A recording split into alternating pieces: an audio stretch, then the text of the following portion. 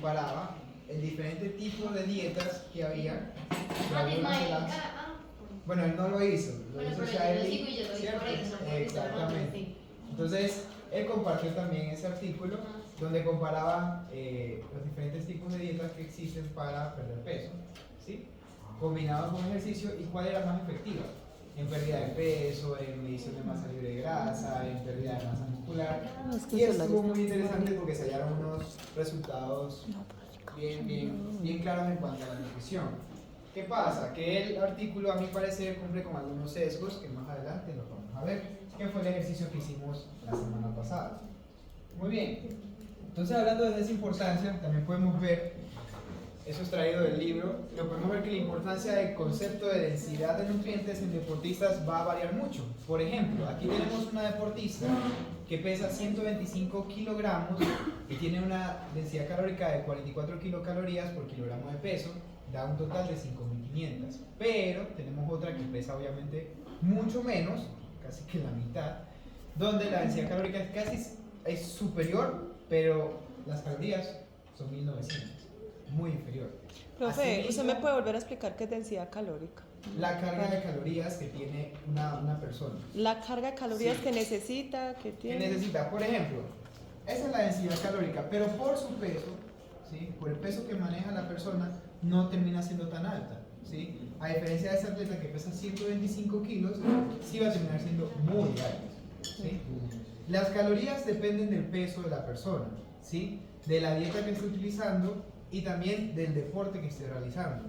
Asimismo, vemos la recomendación de proteína, en este caso, de gramos por kilogramo de peso. Eso lo vamos a ver más adelante también. Pienso que poquito. Otra de las cosas importantes es la relación entre la dieta y el agotamiento. Entonces tenemos acá en el eje X y en el eje Y el glucógeno muscular, ¿sí?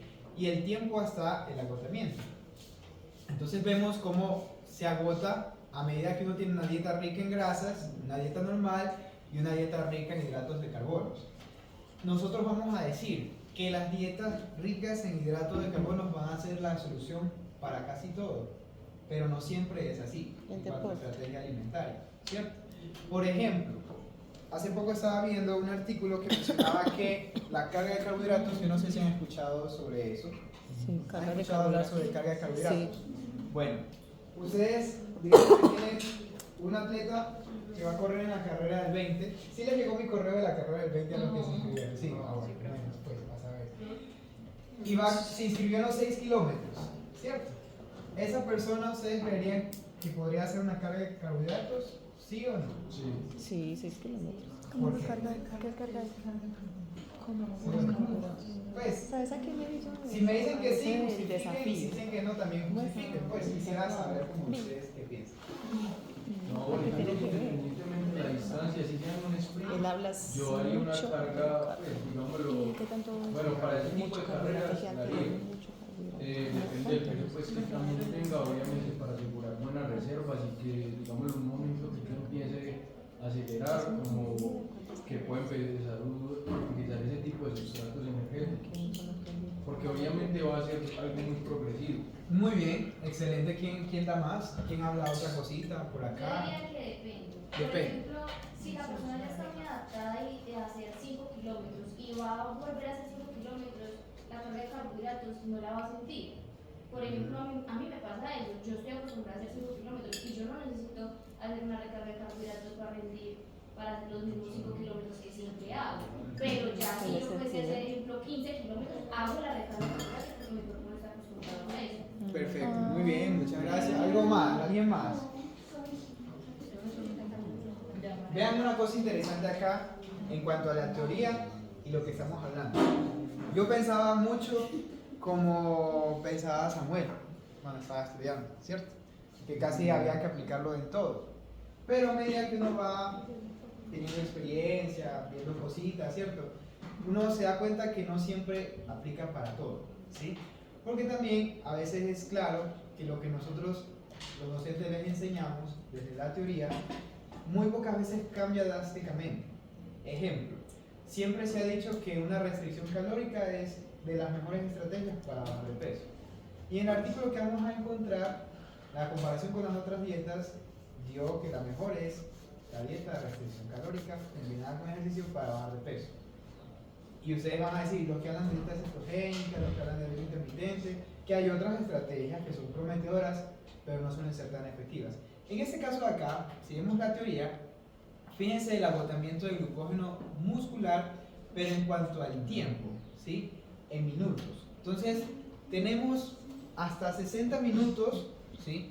Se podría haber un agotamiento del glucógeno muscular, pero con una dieta rica en grasas no va a haber tanto. Ya cuando hablamos de rica en carbohidratos, ¿sí? El agotamiento va a ser inferior, pero miren el tiempo, más o menos 180 minutos. Estamos hablando de prácticamente 2 partidos de fútbol, ¿sí? O sea, Profe, yo no entiendo esa gráfica. ¿No entiendes esa gráfica? No. ¿Cuál es tu duda? No, porque me la estaba imaginando como al revés. O Al sea, revés, ¿cómo? ahí lo que me quiere decir es en 60 minutos, ¿cierto? Ujú. La de abajo quiere decir qué tanto se agota el glucógeno. Sí. Entonces es una dieta rica. Relación entre dieta y agotamiento del glucógeno. Entonces es una dieta rica en grasas, se agota primero, se Sí, agota claro. más fácil. Se va a agotar más fácil. Pero también con respecto al tiempo. Entonces, si tú tienes una dieta rica en carbohidratos, ¿sí? Obviamente no podrías tener una dieta rica en grasas en un tiempo muy largo, ¿sí? Porque tendrías un agotamiento de glucógeno muscular muy repentino, muy drástico. Pero si empiezas a exceder el tiempo, una dieta rica en carbohidratos va a ser benéfica, porque se va a estar reponiendo el glucógeno muscular, ¿sí? Entonces, lo que estaba explicando acá, básicamente era la estrategia de carga de carbohidratos, ¿sí? ¿Cuánto dura una carrera? Por eso ahí va el depende. ¿Cuánto dura una carrera de 6 kilómetros? Eso dura más o menos media hora para uno que es lentico, pues. 20 minutos los test, ¿cierto? O 40 minutos. Si nos vamos a la gráfica, con una dieta normal, pues es más que suficiente, ¿sí? Para no agotar ese Pero es como que para ejercicios de en el caso, resistencia. pues, pero si digamos que la persona es un adulto mayor o que tiene algún pues, impedimento o no ha hecho algún tipo de ejercicio en su vida, entonces esa persona se demora en esos 6 kilómetros, hora y media, corriendo a su ritmo, pero se demora. Obviamente ahí sí tendríamos que considerar la estrategia de hacer una carga, ¿sí? Depende del tiempo. Sé que es un poco difícil de comprenderlo, pero lo que me voy es que estamos tratando de comprender la teoría inicial, ¿cierto? Las variables pueden cambiar, pero la teoría es clara en el momento, ¿sí? O sea, si yo me voy a correr si yo me voy a correr 5 kilómetros, tengo que hacer una carga de carbohidratos porque yo no estoy acostumbrada. Ah, ok. Sí. Pues, No, más o sea, profe, depende de la adaptación que tenga el ejercicio, pero también depende pues también del tiempo que me voy a demorar en esa carrera. Y de la adaptación. Exacto, porque por ejemplo, si yo que no hago ejercicio me inscribo en 5 kilómetros, lo ideal es que yo haga carga de carbohidratos porque Entonces, no estoy adaptada a eso. Hace poco se estaba revisando a qué nivel de deportes era efectiva hacer la carga de carbohidratos, ¿sí? Y la carga de carbohidratos es más efectiva en deportes de fondo, más no de potencia y velocidad. Aunque a criterio profesional eso puede cambiar. Solo les voy explicando lo que es la teoría. ¿Listo?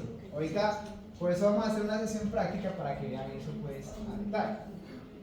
Continuando con esa importancia, acá tenemos otra tabla donde nos habla sobre la contribución de las diferentes fuentes energéticas a la producción de energía o de ATP, ¿sí? Entonces, tenemos el consumo de energía, sustratos como glucosa en sangre, glucógeno muscular y grasa, y en el tiempo, ¿sí? Si ustedes se fijan, a medida que el tiempo aumenta, ¿sí? A medida que el tiempo aumenta en cuanto a minutos, el sustrato energético primordial va a cambiar, ¿sí? Obviamente va a depender de la intensidad, ¿sí? Y vamos a recordar las clases pasadas en las que las rutas energéticas o la bioenergética no es lineal, sino que es cíclica, ¿sí? Es decir, eso puede ir estando así a medida que voy haciendo ejercicio, porque la intensidad nunca va a ser la misma, ¿ok? Yo puedo correr 10 kilómetros a 5.30 cada kilómetro, pero pueda que el último kilómetro lo haga a 3.30, ejemplo pues. Al mejorar la velocidad voy a aumentar la potencia y obviamente mis sustratos energéticos van a cambiar. ¿Ok? Todos ahí, sí, no, sí. Listo, perfecto. Ahí, perdón lo de la... Yo no sé este video bien, creo que lo voy a Los tratos mandar. cambian, depende de la competencia. Sí, también. Ajá. Como así, Listo. que Ahora, más tiempo, más para uno saber el gasto Pues calórico, esto siempre ustedes se van a diciendo preguntar yo, cómo no entiendo. lo estimaron, ¿sí? Tenemos un método que se llama una calorimetría directa, ¿sí? Eso es una cámara, la primera imagen y la segunda imagen a nivel superior, una cámara donde mide la calorimetría directa, donde ¿qué vamos a medir? Cuánto CO2 y cuánto oxígeno está consumiendo una persona. A través de eso podemos estimar con fórmulas matemáticas y pues obviamente a nivel de termorregulación cuántas calorías se están gastando en X actividad, ¿sí? Se tiene que hacer así para saber exactamente cuántas calorías estás gastando. Uno no lo puede decir abajo, pues uno hace una estimación, por eso el título de la presentación dice estimación del gasto calórico, porque nosotros exactamente para saber cuántas kilocalorías gasta una persona tendríamos que meter una cámara de calorimetría directa. El relojito no es un mentira. ¿Cómo? El relojito. ¿Qué cosa? El relojito que supuestamente dice cuántas calorías. Esa sí. es indirecta, ¿por qué? Porque simplemente está haciendo una estimación matemática con las pulsaciones cardíacas que tenga. Entonces así sabe cuántas kilocalorías está consumiendo. Hay muchos métodos. Pero eso cambia mucho. O sea, uno le pone un reloj y una cosa. Pero también por el peso, porque si usted usa el mismo reloj de otra persona que no tiene de acuerdo al sexo, al peso de la No, yo lo digo con mi reloj. Pues, Pero, o sea, ¿a qué porque te es como refieres la con misma variar mucho? intensidad que, pues, que debiera de variar poquito. Pero eso cambia en 300, 200 calorías, 300. O sea, ¿te refieres a que si haces un entrenamiento más intenso cambia? No, así? lo que pasa es que yo tengo dos relojes. Ajá. Entonces, digamos que hago spinning 1 hora, casi yo siempre lo hago a la misma intensidad. Entonces, en un reloj puede que me muestre 300 y en el otro puede que me muestre 500, 600. Entonces, yo digo, eso es muy inexacto. Pues, Por eso, porque es una estimación, o sea, es un cálculo que está haciendo, no está haciendo exactamente cuántas kilocalorías estás consumiendo. ya. Entonces, como es una estimación y cada reloj tiene su propia tecnología, Ya. ¿sí? No vamos a saber cuál es el mejor. Por ejemplo, ellos mencionan que los mejores son los Garmin y los de Apple, ¿sí? Pero pueden haber otras tecnologías que sean superiores. Entonces ahí es difícil. Nos ayuda como nosotros, funcionarios de la salud, tener una claridad de cuántas kilocalorías se está gastando, más o menos, ¿sí? Muy bien, acá tenemos un gasto energético en reposo, porque en el uno lo estamos midiendo en actividad y en el otro lo estamos midiendo en reposo. Ya con uno medir el gasto calórico en reposo, uno hace una estimación energética con las actividades diarias, ¿sí? Básicamente. Tenemos otros métodos, asimismo indirectos, ¿sí? En este caso puse la imagen de un DEXA. ¿Habían visto qué es un DEXA? Sí. Básicamente es una medición de absorción por rayos X en el que se hace también un cálculo. Es una máquina de rayos X, básicamente, ¿sí? Pero debajo de esta máquina encontramos muchos cables donde van a hacer unas estimaciones matemáticas de acuerdo al peso de la persona, la estatura de la persona y obviamente el resultado de densitometría que vaya a dar.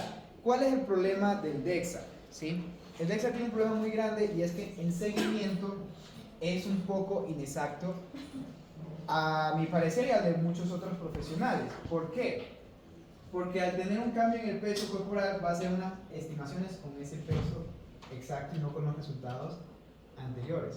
Entonces, ahí digamos que dan un poquito la estimación. Para el seguimiento. Para el seguimiento. Claro. Para una evaluación, muy benéfico, porque vamos a saber si la persona no presenta osteoporosis, osteopenia o debilidad ósea, o si tiene buena masa muscular o algún tipo de relación en cuanto a la salud nutricional, pero como para hacer un seguimiento del gasto energético, de la composición corporal, un poco exacto a mi parecer, ¿ok?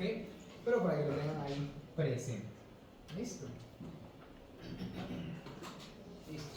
Entonces, como les mencionaba, tenemos esos métodos directos, que es la calorimetría directa, medición del calor producido en el cuerpo en una cámara especial. Métodos indirectos, que tenemos la indirecta, mide el consumo de oxígeno y la producción de dióxido de carbono, pero aquí, como no es, ¿por qué no le llamamos indirecto directo completamente? el examen básicamente está midiendo lo mismo, oxígeno y consumo de dióxido de carbono. Pero como uno no puede tener eso todo el día, en una actividad, no se puede considerar completamente directo. ¿Listo? O sea que cuando dice que es directo es porque se lo dejan todo el día. Sí. Ah. Sí, o sea, ahí sabes cuántas kilocalorías estás consumiendo Al día. diariamente, durmiendo, respirando, comiendo, haciendo ejercicio, todo eso. Listo. Esas investigaciones se hicieron en los años 70, ¿sí? Donde se hicieron, pues, qué consumo calórico prácticamente tenía cada actividad que uno hacía, ¿sí? Obviamente eso fue una base muy importante para, con las fórmulas, ¿sí? Tener una estimación de cuántas kilocalorías estoy gastando. Entonces yo les voy a pedir un favor que entren al Moodle y ahí les dejé un documento que se llama Compendio de Actividades y el artículo, pues si lo quieren ver, está en las bibliografías. Tenemos el DEXA, que ya les hablé, evaluar pues la composición corporal y estima el gasto energético basal. También hace una estimación con el gasto energético total, ¿ok? Y por último, las fórmulas estimativas que van a utilizar las variables como peso, altura, edad, sexo. En otros casos se usa variables como masa libre de grasa. Obviamente para hallar la masa libre de grasa tendríamos que hacer antropometría, casi que perfil restringido completo, para hacer una estimación completa del gasto calórico total. ¿Listo?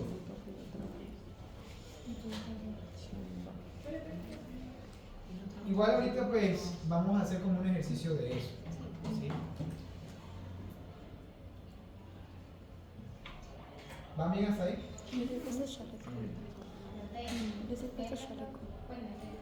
Para que yo lo ponga aquí encima. Póngase. Y se le toca. Voy a comenzar. Como adecuado para un pescado. No, que le tape los pulmones. Pues para una Le tape atrás los pues pulmones. un hombre o una mujer, pero sí tiene como el rango o el porcentaje. Sí. De Arriba, en hombres arriba del 45-50%, y en mujeres arriba del 35%. adultos. Hombre y mujer. Hombre y mujer adulto. ¿Pero de cuánto? De mujeres de 25 al 45 y de hombres de 45 al 50%. ¿Sí? En deportistas tienen que pasar el 50%. Y en mujeres deportistas tienen que pasar el 45%. ¿De qué, profe? De masa muscular. Ah. Esa es la pregunta. Claro. Muy bien. Entonces, ¿qué pasó?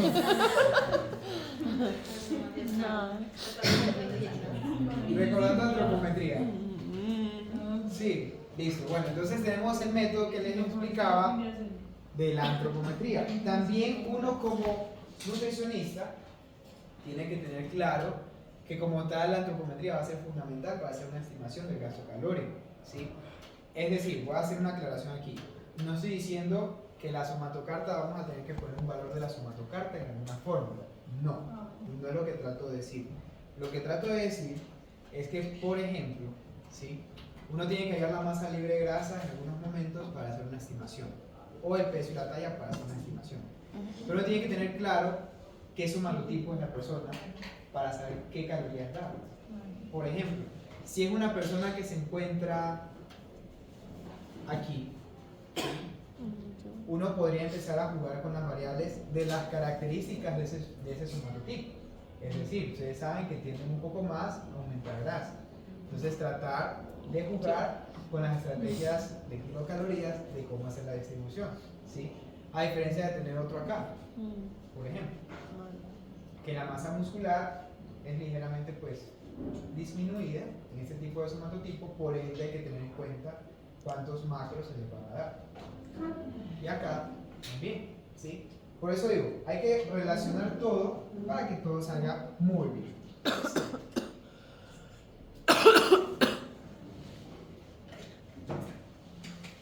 Ahora, hablando de las indirectas, tenemos varias fórmulas, ¿sí? De estimación, porque necesitan varios valores. Tenemos la de la FAO y la OMS, que se basa también en las de la RIE, las de Harris y Benedict, las de Mifflin, hay otras más, ¿sí? Pero voy a decir un poco, ¿sí? Cálculos basados en peso corporal, que hablamos del gramo por kilogramo de peso, kilocalorías por kilogramo de peso y METs, o nivel de actividad física. ¿Ok? ¿Han trabajado con Harris, me imagino? Sí. Profe, pero yo creo que usted nos había dicho por allá en una clase que se utilizaba más esta. MIFI. Sí, y esta es la primera de gramos por kilogramos de peso. Sí. Yo lo vi en una diapositiva. Ahorita vamos para eso. En deportistas, Se eso utiliza. nos va a servir cualquiera de estas. ¿Sí? Ajá. Ya está en Sí, función de sí. cada uno. Va a servirnos de guía. Ajá. ¿Ok? Pero en deporte vamos a preferir usar esto. Ajá. ¿Listo? Vamos a preferir usar esto. ¿Ok? Sí, Eso nos va a servir de guía. él ya lo había dicho. Pero para tú hacer la recomendación calórica, por eso la clase era estimación y recomendación. Ajá. O sea, aquí vamos a hacer la estimación básicamente, ¿cierto? Pero acá vamos a hacer la recomendación calórica. ¿Ok? ¿Y cuál es la diferencia, profe? La diferencia es, por ejemplo, tú tienes las de la FAO y las de la RIEM básicamente, mandan el porcentaje de valor calórico total, ¿cierto? Aquí, cuántas kilocalorías debes consumir, ¿cierto? Pero en deporte uno básicamente se basa en qué actividad está haciendo el deportista exactamente y en cuántos gramos. Usted de dijo cada que incluso había macronutriente. como unas tablas, ¿no? Sí, esas son las que les digo que las abran. Ah, Hasta la- ya las ah, abran. Las que las abran que saben. Abran los muchachos, por favor. Listo. Pero bueno, yo las vamos a revisar.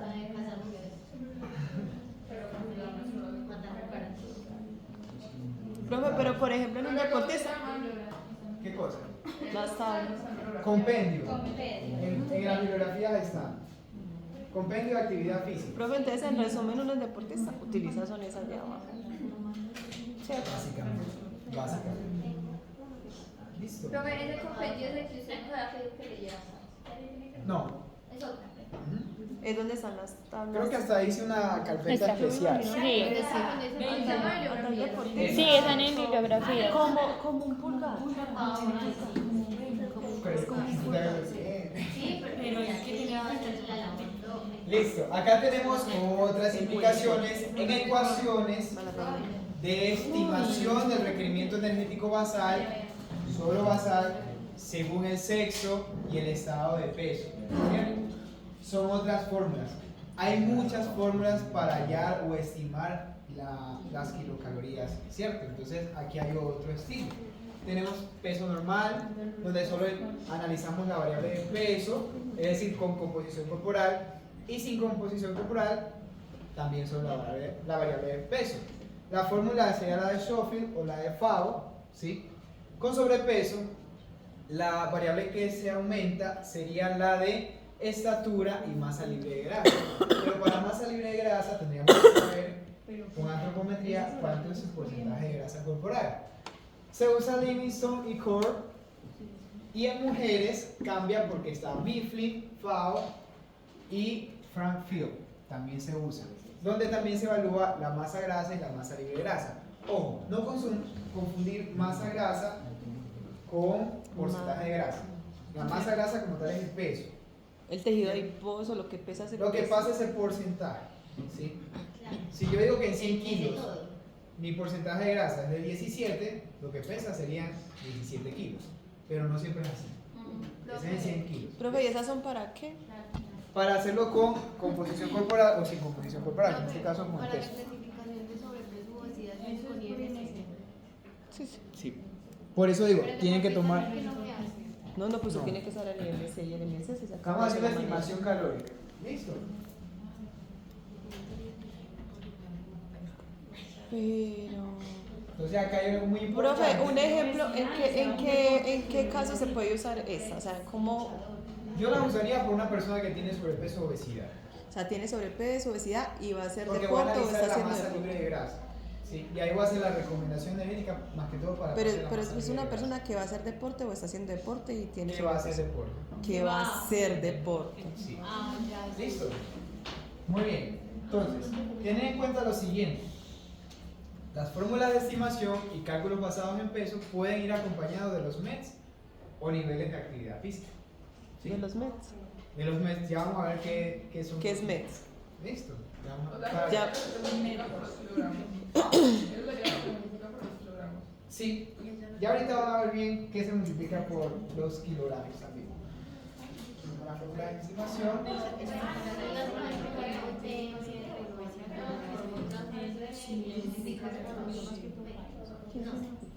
Y ahorita vamos a hacer ese ejercicio.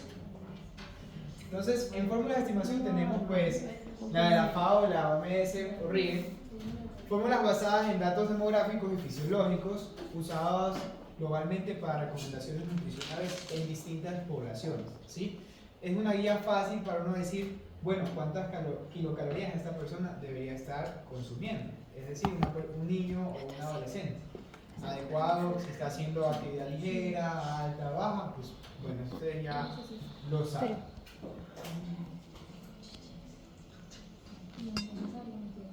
Tenemos aquí un ejemplo de No, estas. es que no es algo. Entonces, aquí ¿qué se está multiplicando? La actividad, Esa es la actividad RIE. física. ¿Sí? Entonces tenemos que para los niños actividad ligera, moderada, vigorosa. ¿Ustedes cómo categorizarían un niño con actividad vigorosa? Sí, un deportista vigoroso, sí. 18 a 29, perdón. Bueno, una persona de 18 a 29 años. ¿Cómo lo categorizarían como vigoroso? Un deportista, profe, vigoroso. ¿Pero qué es deportista? Que entrenen 3 o 4 horas al día. Que entrenen 3 o 4 horas al día, profe. Profe, 3 o 4 horas al día, no. 3 o 4 horitas al día, Vamos a vigoroso. aclarar aquí el tema de qué es deportista. Eso lo vimos el Sí, el primer día. Pero hay que recordar, ¿cierto? Entonces, si entrena más de 2 o 3 horas diarias, 5 o 6 días a la semana, se puede estar considerando una persona un deportista. que hace deporte, ¿cierto? Si es alto rendimiento, se entrena más de 4 o 5 horas diarias, es deporte. Listo. Moderada va entre las 1 hora hasta las 2 horas. Listo. Y ya por debajo de eso, pues se queda. Así sea que haga actividad física 1 hora solamente, ya es considerado alto rendimiento. Entonces, esas definiciones hay que tenerlas claras porque a veces uno sobreestima las calorías que tiene una persona. Ay, profe, yo te quería hacer una pregunta. Una personita que camine 30 minuticos, ¿usted qué actividad física le pondría? No, pero pongámoslo entre 1.3, 1.2, 1.4, 1.5. Listo, ahorita vamos a hacer eso porque es que pasa una cosa. Dependiendo de la Es que lo fórmula, necesito para las prácticas porque si tuve como una... Sí, pero mira, para la fórmula que uses, los valores cambian. ¿Sí? Para esta pues es 1.45, 75 a 2, ¿cierto? Pero para otras fórmulas los valores son inferiores. ¿Sí? Pero sí. Por ejemplo, cuando uno usa Harris y que le va a usted a sumar la actividad física o a una embarazadita. Ahorita se lo voy a mostrar. Ah, sí, profe, gracias porque necesito aclarar Porque eso. este es Enrique, ¿ok? Listo. Lo que pasa es que a veces usamos esos valores los usamos para todas las fórmulas y no es así. ¿Listo? Se diferencia. ¿Ok? Entonces, hay que tener en cuenta algo. Componentes, ya hablamos del gasto energético basal, que era la estimación, o la tasa metabólica basal. Ahora vamos a hablar del gasto energético total. Tenemos entre el 60 al 70%, pues la tasa o el gasto energético basal, el factor térmico de los alimentos, que es el 10%, la actividad física, que es una variable, ¿sí? Que es entre el 15 al 30%, dependiendo de la actividad que realice, el NEAT y el NEA. ¿Listo? Que es la variable dependiente del estilo de vida. Y el NEA, que también hay una variable pues, en cuanto a termogénesis adaptativa, pero es más pequeña. ¿Ok? Es una variable chiquitita, por así decirlo. ¿Ok? Todo bien hasta ahí. Entonces, toda la mezcla de todas esas cosas nos va a dar el gasto energético total de algún sujeto que realice actividad. ¿Okay? Acá lo podemos ver más claramente en la comparación entre un sujeto sedentario y un sujeto físicamente activo. ¿Sí? Básicamente tenemos ese efecto termogénico de la actividad, que miren que les dije entre el 15 y 30%. Tenemos el efecto termogénico de los alimentos, 10%, gasto energético basal entre el 60 y el 70%. ¿Por qué están estos rangos establecidos? Porque la actividad física, por eso medimos aquí el sedentario, y el activo va a hacer que esa variable cambie, ¿sí? Va a hacer que esa variable cambie considerablemente, ¿sí? Pueda que esté gastando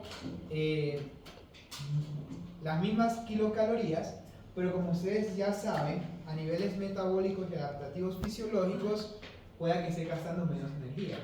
Ejemplo, si es una persona que entrena mucho, ¿qué pasa con el gasto cardíaco? ¿Se aumenta No sé. o se disminuye?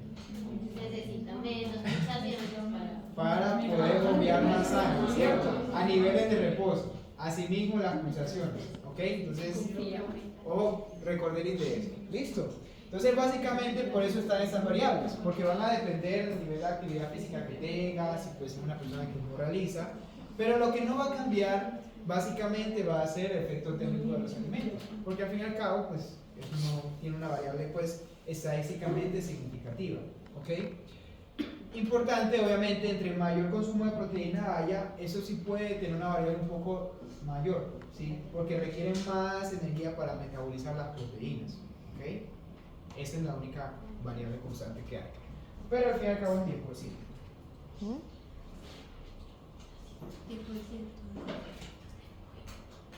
Tenemos entonces esas dos variables. El NEAT, Non-Exercise Activity Thermogenesis, y el NEAT, Non-Exercise Activity Thermogenesis in Adaptative Process. ¿Qué significa eso? Básicamente, Porque le entendió súper bien. no, yo les explico. Entonces, el NEAT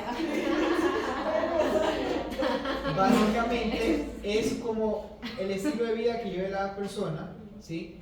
Que hacemos una termogénesis, pero sin ejercicio, ¿ok? Ese es el NEAT. El NEAT. Ajá. O sea, hay termogénesis, y recuerden que la termogénesis, si vamos al concepto de las kilocalorías, ¿qué son? La energía necesaria para cambiar 1 grado en 1 litro de agua. No, ¿No sabían eso? No. ¿Cómo les habían explicado kilocalorías?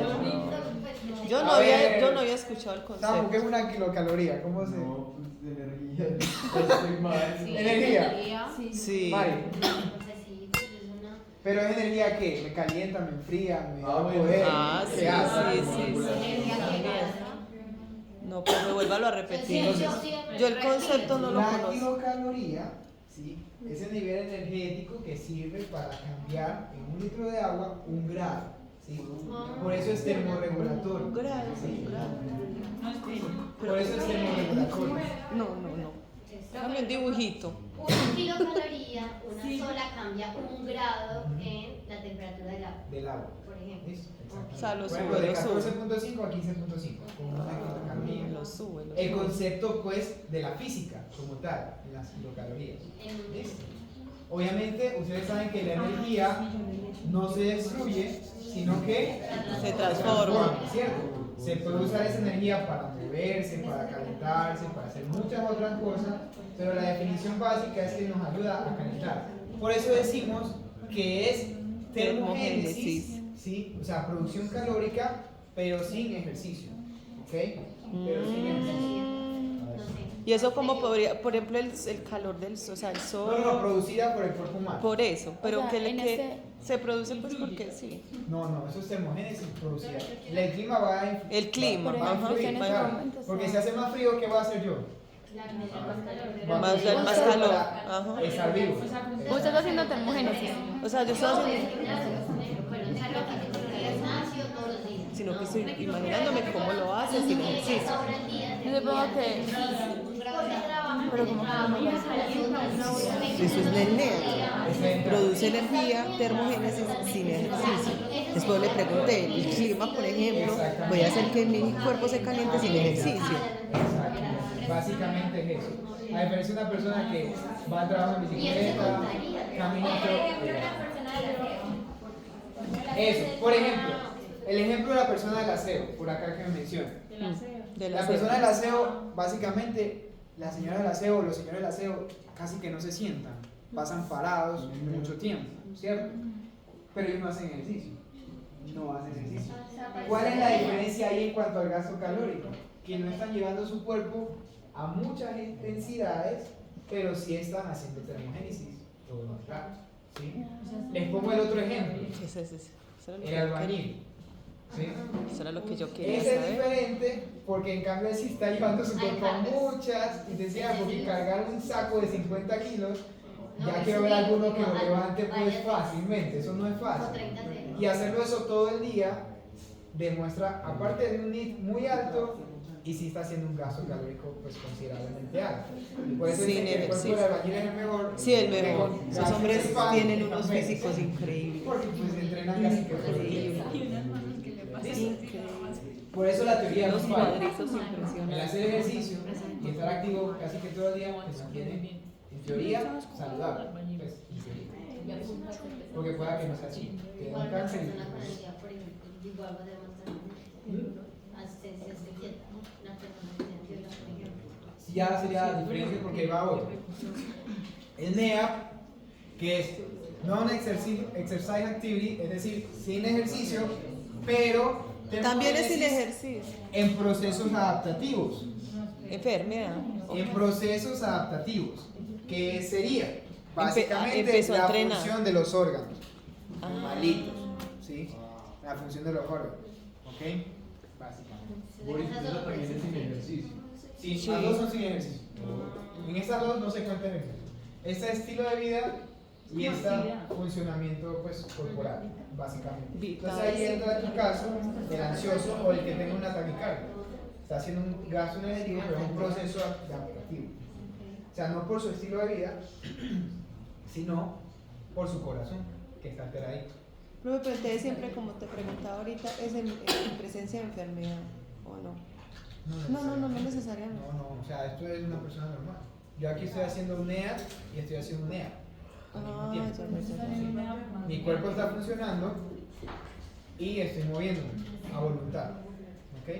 Por ejemplo, mis pulmones están haciendo un gasto más alto. Este acá. Ese sería ir a una persona Esta es la función vital. El NEA que Solo tiene NEA. Solo tiene NEA. Siempre van a hacerlo todo el día, ¿no? Es como la actividad física cotidiana, es que yo creo que es la actividad física.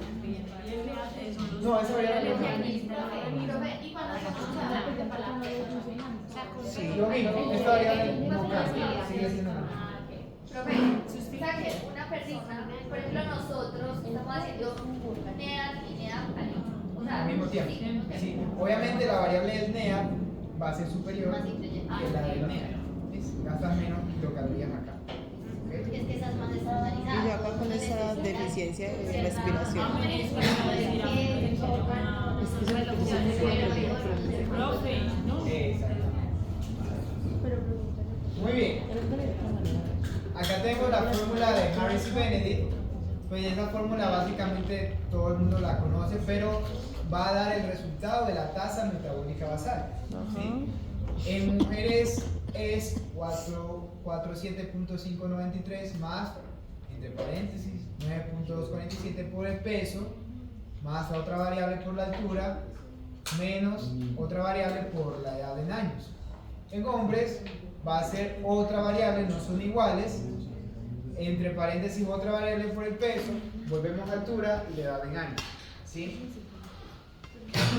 La variable de Harris y Benedict, o la fórmula de estimación de Harris y Benedict, se usa mucho.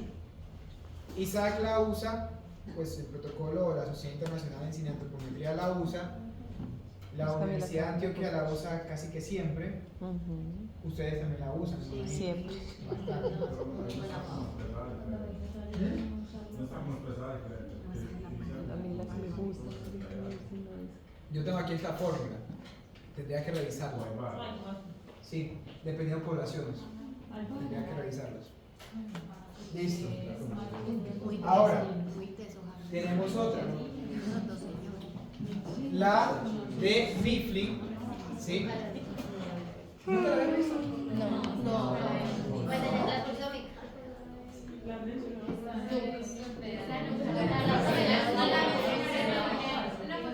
lo mismo, sino que cambian los valores.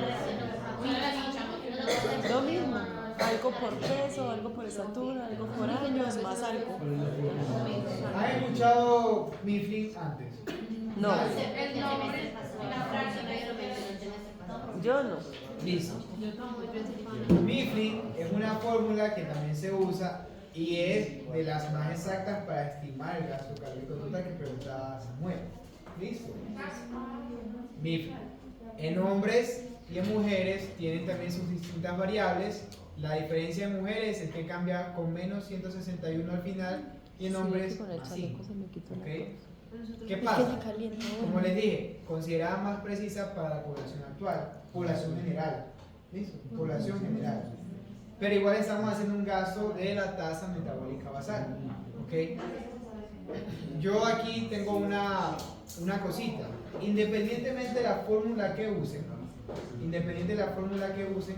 tienen que tener en cuenta las otras variables. ¿Sí?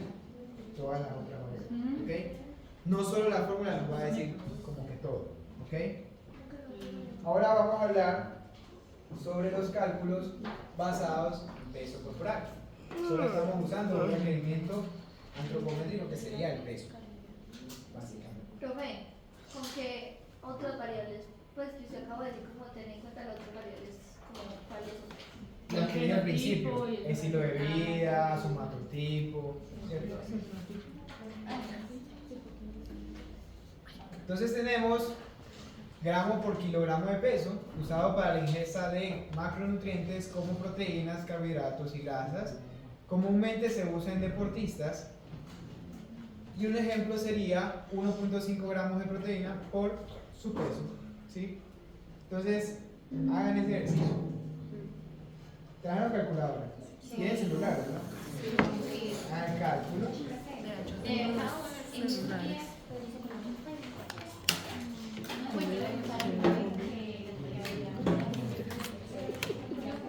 ¿Qué pasó?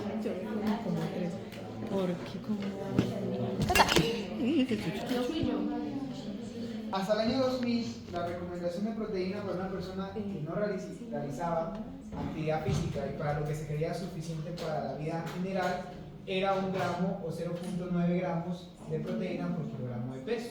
¿Sí? En las recientes actualizaciones se está recomendando de 1.2 a 1.5 como mínimo por kilogramo de peso por una persona que maneje pues una vida saludable. ¿Sí? ¿Por qué se cambiaron esos gramajes? Porque la proteína es muy importante tanto para algunas rutas metabólicas como ya lo han visto, ¿sí? Y también para con la reconstrucción de masa muscular, que es fundamental, ¿cierto? Llegar a 1.8, que fue la pregunta que me hicieron, ya es un caso de deportista, ¿sí? Para la población general no aplica. Y tampoco no puede sobrecargar el consumo de proteína, porque primero uno no la aprovecha, ¿sí? Uno no lo aprovecha, no hay respaldo calórico y además de eso, básicamente, pues, aparte del riñón que también genera pues una inconformidad ahí, es más que todo que uno no lo aprovecha. Tenemos una estudiante que está aquí con nosotros, que es pues va un semestre adelante de ustedes. ¿Y cuánto es la porción que les he recomendado de proteína? ¿Por kilo? No, porción de proteína por comida. No, por momento de comida del día. Mariana, yo se lo expliqué el semestre pasado. Aproximadamente 20 gramos. ¿20 a qué? Pero ahí tenemos una persona normal, pero no en un deportista se absorbe máximo 35 gramos. Una persona al final tiene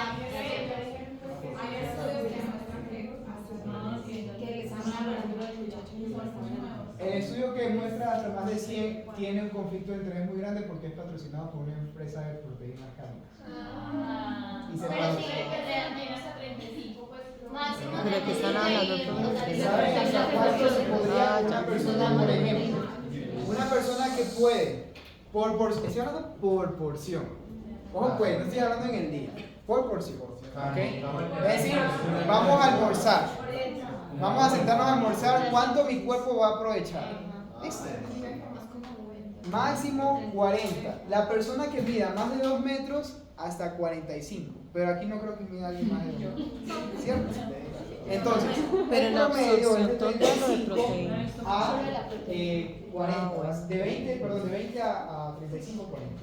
Ahora, si la persona que tenemos acá mide un 80, por ejemplo, Santi, pongamos el ejemplo de Santi, que es como el más alto del salón, ¿cierto? Y lo multiplicamos por 1.5. Él firmó que mide un 80. ¿Listo?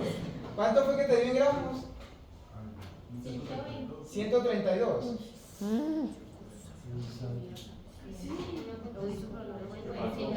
Ahora divídelo entre 4 momentos del día. A los 132. 33. Es una alta porción de proteína por momento del día. Ahora vamos a subirle a 1.8. Ahora multiplica igual tu peso por 1.8, Santi.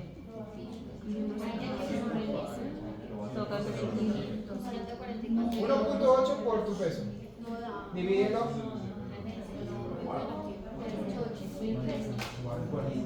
41. O sea, Santi está en el límite. Ahora imagínate una persona más grande. Es complejo, ¿cierto? Es muy complejo. Ok, entonces por eso hay que tener claro que las recomendaciones son por un gran motivo, más no, por eso no puede llegar tan alto. Y específicamente a las personas que hacen deporte. ¿Listo? Muy bien.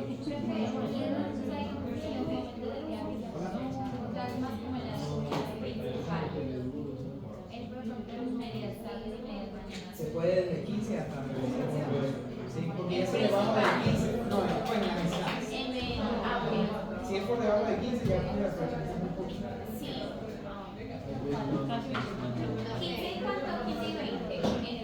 Pero como la que son 90.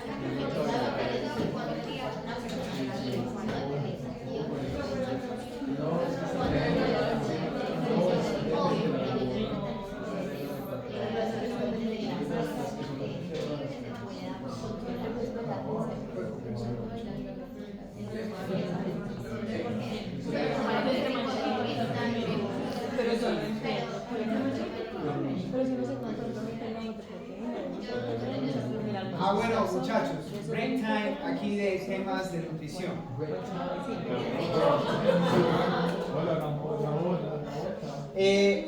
Mariana me pregunta que cuántos huevos se deben consumir al día. Porque hay otro profesional que le dijo que no más de uno al día. Porque hay muchas personas por ahí. Bueno, listo. Ay, no, profe, diga lo que usted piensa que yo estoy enredada, Profe, por ya favor. nos por ejemplo, en un almuerzo que tenga que... ¿Qué? Comida. Sí, yo sé, pero ¿cuántos gramos faltan? 20 gramos de proteína. Que tengo 20 gramos. Bien. Listo, pero Bueno, de esos 20, ¿cuántos absorben? No. Por ejemplo, 20 gramos de carne no vienen, ¿cierto? Vienen 150 Por eso, y ahí por eso. vienen más o menos Y ahí 20. viene eso, pero ¿cuánto se Se absorbe? observa el 90%. ¿Se absorbe el 90? De proteína de alto valor biológico, encima del 90% en carne. ¿Listo? Entonces, ¿qué es lo que estamos hablando, profe? Es que por eso fue que yo me enredé. Porque se supone que si yo me como los 100 gramos de, pues que tenga 20 gramos de proteína, yo absorbo esos 20 gramos de proteína al 100%. No necesariamente. ¿Entonces cuánto? Puede ser el 90% de esos 20 Y entonces gramos. cuando hablen que de 35 y 40, ¿qué se Estamos hablando de la proteína que se puede absorber. ¿Listo? Por ejemplo, para los 30 gramos serían 200 gramos o 250 gramos de carne que tienen. ¿Sí? Estamos hablando de un ejemplo de poquita carne, que fueron 20 gramos. Y te estarías consumiendo los 21, los 22, pero tu cuerpo no absorbe completamente esos 22, sino 20.5, 20, en promedio pues, pero no lo redondea a 21. Porque entre más consumo, vea, si usted solo consume cierta cantidad de proteínas, ya sale 100 gramos. Ejemplo, usted en el día solo se come una porción de carne, está consumiendo 20 gramos de proteína, los va a absorber casi todos. Pero si usted come 3 porciones de carne, Chicos, cada uno tenga no me 20 dejaron gramos de terminar la proteína, respuesta. no va a absorber Y era 90 con gramos lo de del proteína. huevo. Es que digo que por porción. Porque yo sé que Ahorita. ustedes ven dos tipos de clases. Una en la que ven paciente y otra en la que ven deporte. ¿Cierto? Entonces, para la persona físicamente activa, uno sí puede comerse más de un huevo diario. Puede consumirse de tal 4, 5, básicamente sin ningún problema. Si ya tiene un mayor consumo de grasas o de lípidos, ahí se habría que bajarle el huevo o en su defecto quitarle la grasita. Ya. pero la proteína no va a generar ningún problema. ¿Listo? Porque un huevo es un alimento de alto valor biológico y es de muy buena calidad. Entonces, suspenderlo no sería lo efectivo. ¿Listo? Muy bien. Voy a seguir por ahí. Tenemos kilocalorías por kilogramo de peso. Aproximación general del gasto energético. Fíjense acá. Casos clínicos, fórmulas rápidas, ejemplo 30 kilocalorías de peso corporal, para mantenimiento. Ustedes ya ven esto en Ese es el pulgar. Ustedes ya ven eso en Adulto, sí. ¿Cuánto es el kilocalorías promedio para un adulto pues que no está crítico? 25 a 30. Perfecto. Deportista la cosa cambia. Vamos para 45 por encima de 40. ¿Listo? Para que sepa. Para el gasto energético de un deportista ya no es 30, 25, sino por encima de 40 o de 45. ¿Listo? Para saber las calorías. Las calorías de mantenimiento serían que una computadora avanzada. Sí, básicamente. Por ejemplo, ¿quién puedo coger esta calculadora?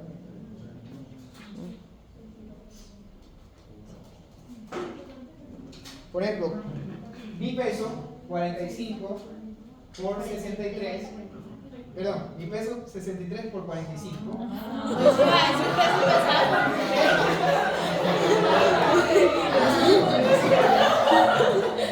Listo. Ahora, me dieron 2.800 kilocalorías. 2.895. ¿Me parece alto o poco? ¿Cierto? Es normal. Para una persona que no hace tanto ejercicio, es bien. Por 45.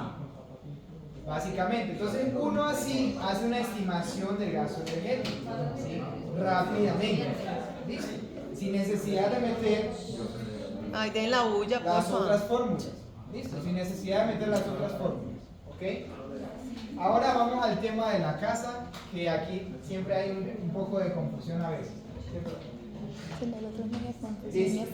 Tenemos los METs y niveles de actividad física.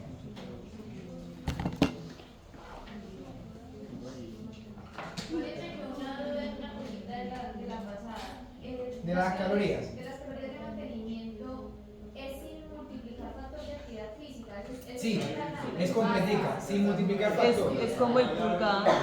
Que el pulgar usted. Ya está todo agregado. Se supone que es una de mantenimiento.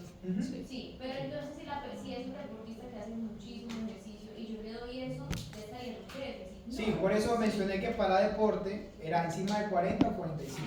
Listo, para deporte. Es una persona normalita, pues. Y varía, por ejemplo, según el deporte, entonces no dando todo igual a 45, sino que varía para uno.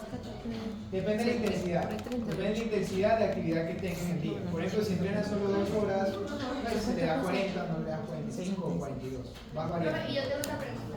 Por ejemplo, una persona que quiere empezar a hacer ejercicio, o sea, que no lo hace, pero que quiere empezar a hacer deporte, ¿también se le aplicaría así? ¿O empezaría No, con una la fórmula de estimación. La La estimación. Listo. Con esa no, con la de estimación. ¿Okay? Buena pregunta. Muy bien, entonces tenemos los METs o el Metabolic Equivalent of Tasks. ¿Qué significa? Equivalente metabólico de tarea. ¿Ok? ¿Qué es el equivalente metabólico de tarea? Las calorías que gastas en la realización de cualquier actividad. ¿Sí? Aquí va la otra fórmula de calcular METs.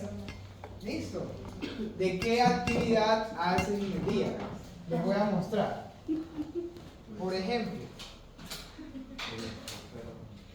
yo me levanto, a ver, más bien me duermo a las 12, ¿sí? Muy tarde, Me profe, levanto todo a un las deportista. 4 de la mañana y en esta hora Listo. Aquí en Eso esta apoyó. hora, ¿cierto? Me cambio, no sé, estoy haciendo cosas de casa. ¿Qué cosas? ¿Cómo? Cosas de casa. No sé, 4 horas. El mañanero. Estoy de pie. No, pues pongámoslo de hoy. 6 horas estoy de pie. Listo. Ahí dando clases, haciendo cositas. Y hablando, ¿cierto? que aquí van 4, 5, van 11. Entonces, no, aquí pongámosle 2 horas haciendo como cosas, comer, cambiarse. ¿Qué más? ¿Qué más hago hoy? Ah, bueno, 1 hora de ¿Qué más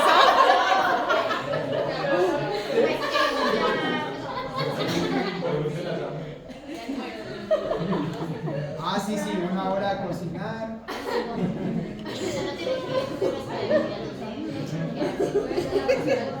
Entonces, ¿por qué hago ese escrito? Porque así también se puede hacer una estimación del gasto energético. ¿Sí? Claro. No todos los días son iguales, pero esta es la más exacta para saber cuántas kilocalorías se gasta una persona. ¿Sí? Pongámosle que duerme un poquito más, que a las 11. Bueno, 5 Listo. Entonces, es que no me acuerdo qué sigue. Bueno, voy a dar clases de natación, entonces 1 hora más, parado. ¿Y acostado nunca? Nunca. No, pues no. Entonces, nosotros vamos a ver que el MED pues va a gastar cuántas energías pues nosotros gastamos en reposo, pero así también en actividades. ¿Qué es un MED? Equivale a 3.5 mililitros de oxígeno por kilogramo de peso por minuto. Al saber eso, nosotros vamos a hacer una estimación de las calorías que se están gastando en el momento. ¿Sí? Entonces, saquen por favor, mientras tanto, la tablita que les pasé. Esa grande. Saquen la tablita, por favor. Y vamos a juntar todos los datos. A juntar casi todos los datos. Entonces tenemos, fíjense acá, para las fórmulas que les dije, 1.1 se multiplica por el gasto metabólico basal. Actividad ligera 1.15 por gasto metabólico basal. Moderada 1.2 por gasto metabólico basal. Alta actividad 1.2 por gasto metabólico basal. Y la muy alta 1.3. ¿Este qué sería? ¿El NEAT o el NEAT? ¿Cuál? Esos unos, ¿qué serían? ¿NEAT o NEAT? ¿Con T o con P? Con T. Con T. Ah, bien, con T. Porque el otro es para Y por último, con T. se multiplica por 1.1, que sería el factor térmico de los alimentos. Eso ya lo saben, ¿verdad? No.